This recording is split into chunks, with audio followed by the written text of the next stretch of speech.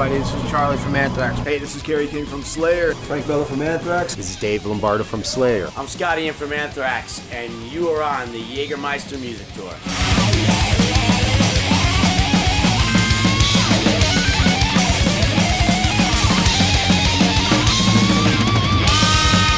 Where thrash comes from it. I think if you look at the three bands on this tour, but you could include Metallica because we all come from the same place. You had four like-minded groups of people that all kind of come from the same backgrounds, and we were all into the same stuff. We were all listening to Sabbath, and we were all listening to Maiden and Priest and Venom and Raven and Anvil. I mean, the list goes on and on and on. It's a mindset, kind of. That's where our minds were. I think thrash is more of a brotherhood. You know, I think the fans realize that we're so similar to them.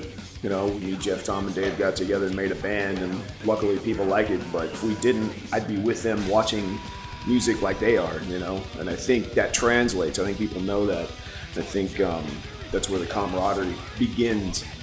I don't think it was until 1986, 87 that each band kind of hit their mark with the four records that came out that year, which was Among the Living, Master of Puppets, Peace Cells, and Rain and Blood.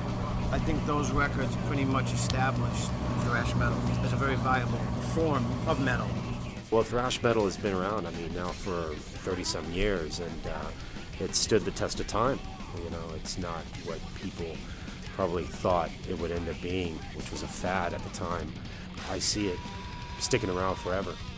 I think people always want, or will always be looking for an alternative to what's force-fed them by MTV and radio and things like that, and it, you know, it still goes today. It still holds true. The music we're playing in 2010, it's still the underground. As big as Anthrax or Megadeth or Slayer and even Metallica have gotten, in a lot of ways, it's still the underground. People are always going to look for an alternative, and that's always been fine with us because, you know, you don't have to look too far to find really good music.